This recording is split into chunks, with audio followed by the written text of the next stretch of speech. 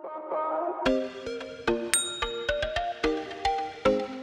guys! Welcome back to our channel. Today is August 19 and we are leaving Sherbrooke na. Ayun, magugulo yung mga girls. Say hi! Ay, so yun, naiwan na namin si Kuya dito. Mamimiss ka namin, Kuya. So, ngayon is nagpapakarga kami ng gasolina sa Costco. Essence. Yon, mas mura kasi yung gas dito. Pag member ka, makaka-discount ka ng gasolina. At dediretso kami sa IKEA, Quebec City. Syempre, alam nyo na. Dahil bagong bahay, mamimili kami ng mga gamit. So, yun na ito na yung exciting part, yung pag-decorate. Pero, hindi pa nga kami nakakalipat. Pero, syempre, sasamantalahin na namin yung pagbiyahe namin dito sa city para makabili ng mga gamit na kakasya dyan sa likod. So mamaya imomodify namin yan. Si Jayden is lilipat doon sa likod ni ate para makapaglagay kami ng mahaba. Bawa, yung bed frame, gano'n. Usually naman sa IKEA, mga naka-modular naman yung mga furnitures nila. So, kung ano man yung magkasya dyan, yun ang bibili namin. Ayun, so yun, exciting na nga mamili. Siyempre, excited na ang mga girls. Siyempre, kung ano-ano na mga tinuturo nila, namili na nga sila sa app kung ano yung mga gusto nilang bilhin. So yun, mamimiss namin si Kuya. Hindi na namin siya kasama pagbalik. So, hindi ko na na-vlog yun. Siyempre, parang family time na yun, yung kahapon. Nagkaroon ng konting iyakan. Nakakalungkot din naman kasi, siyempre. Yun. So, yun guys, may pupuntahan pala tayo ngayon na subscriber. Ayan, si Tonton. Along the way siya to Quebec City. Kaya, naisip namin na nadaanan siya para ma-meet din natin siya. Bali, isa siya sa mga subscriber na na-impluensyahan namin na maglinggoda. So, yun. Good luck sa'yo, sir, sa paglinggoda mo. So, ayun, update ko na lang kayo later, guys, pag nandun na kami kay Tonton.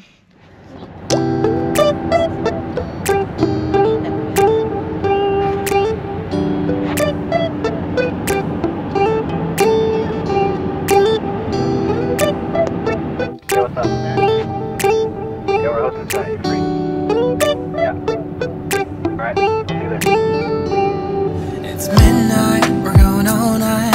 Can you pass a drink to get the vibe right? Don't feel like having a Bud Light. How's tequila with some salt and lime? Oh my, am I alright? Thanks for asking, doing just fine. Can I say that you're looking real nice? We'll have to chat right now before I get high. When you gaze into my eyes, I feel like I'm on cloud nine. You bang harder than 4th of July. I think I can go all night, yeah. The way you bite your lips, blush and smile you give, you're just so stunning. I've been feeling nothing lately when without you. So yun guys, nandito na tayo sa Pleasyville. I-meet na natin si Tonton na subscriber dito sa Big Morton.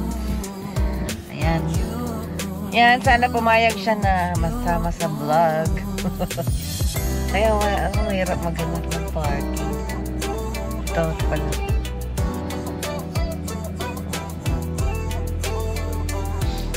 Daanan to. Guys, ito si Tonton Barilino. Yan. Dito siya sa, taga saan ka? Taga Princeville. Princeville, Quebec. Kaya, so nag-meet up kami dito. Ayan, kain-kain. Ay, kape-kape na. Shoutout mo yung sa Pinas. Shoutout ko po yung mga relatives ko sa Bulacan, yung Jose family. And then yung mga ex-coworker ko po sa Taiwan, yung mga taga Fibertech. Saka yung mga ex-churches ko po dun sa Taiwan na Methodist Church.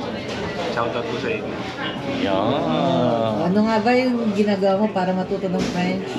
Ayun po, isa po doon sa ginagawa ko para matuto ng French is nag-aaral po ako through school dito sa Quebec, and then is the other option po is nag-aaral po ako by online sa Linggoda platform.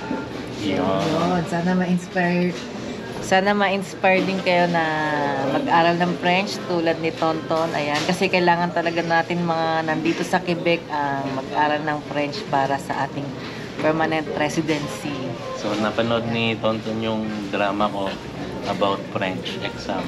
So, doon siya na-inspire. So, yun. Siya yung next na papasa na ng French exam, level 7. Hopefully, siguro by next year, after ma-renew yung kontrata ko,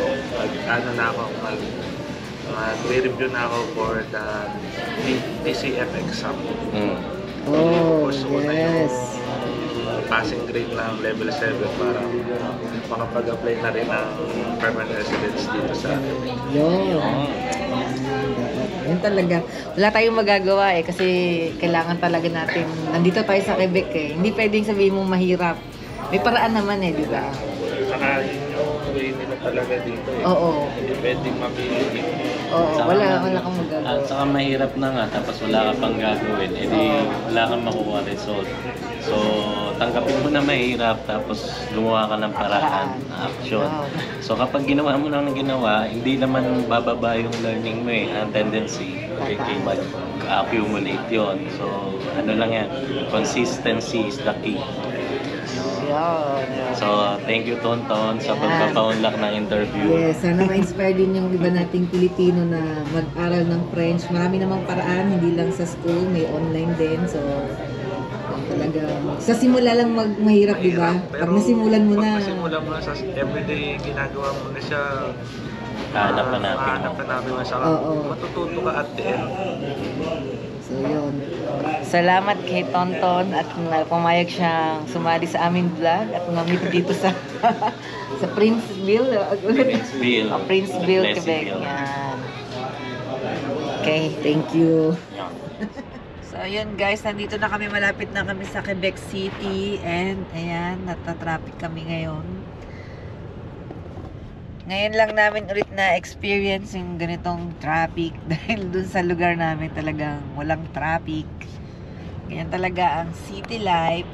Kasama sa city life ang traffic. Ang pagsisiksikan. Mukhang mayroon kasing ginagawa dyan.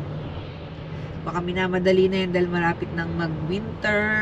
1 month na lang, malamig na. Ano naman ang Joby? Hirap ba? Sakto lang. Ha?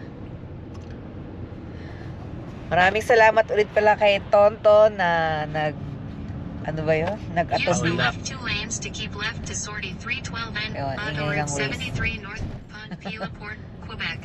Yun, nagpa-unlock sa amin sa aming invitation na ma-meet namin siya. First time natin nakamit ng Subscriber. Oo, bukod dun sa bagong dating dun sa amin. Pangalawa siya. Yun. So, ito, malapit na kami sa IKEA. Base sa Waze is 14 minutes. So, excited na ang mga girls. Yan. Siyempre, kasama ako doon sa pag-shopping ulit sa IKEA.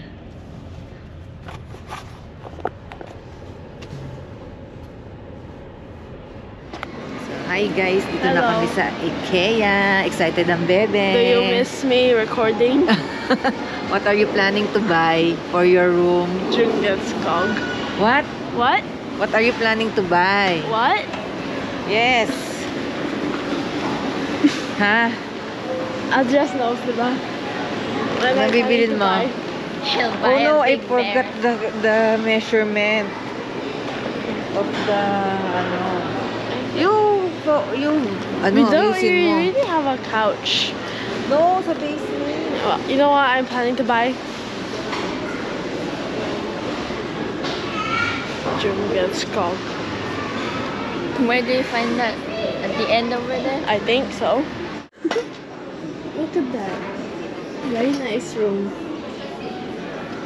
Oh, I'll have like this.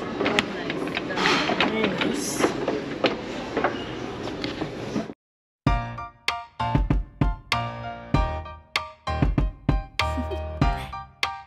Do you want to know? Well, I've been thinking about you.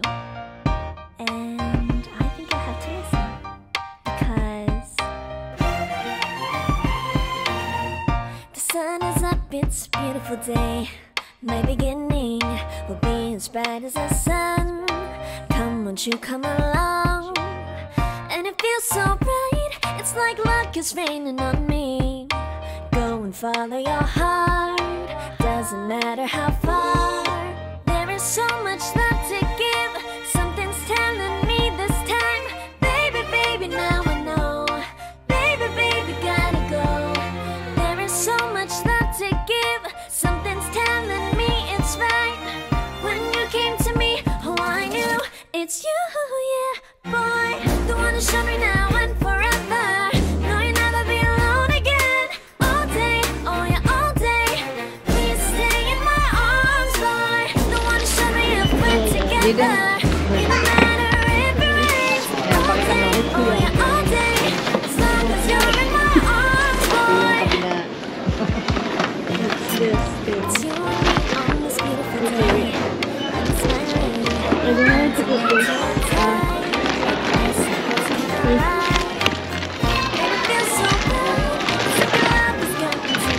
Dahan-dahan sa bumbong. Saan? Diyan ka na sa... Okay. Teka, Bek. Tayo nyo lang ako dyan.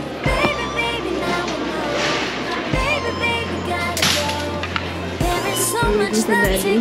Ay, nagwiwi.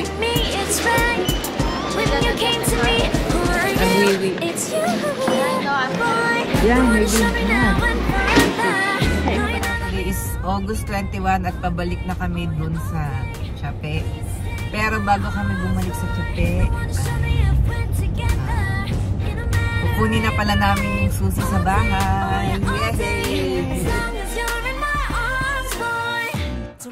Tomorrow, for now, you're everything in my day. I love the way you like a song, you know my heart. Cause you know me, know my heart. You're everything in my day. I love the way you know my heart. Yeah, alright. The one who showed me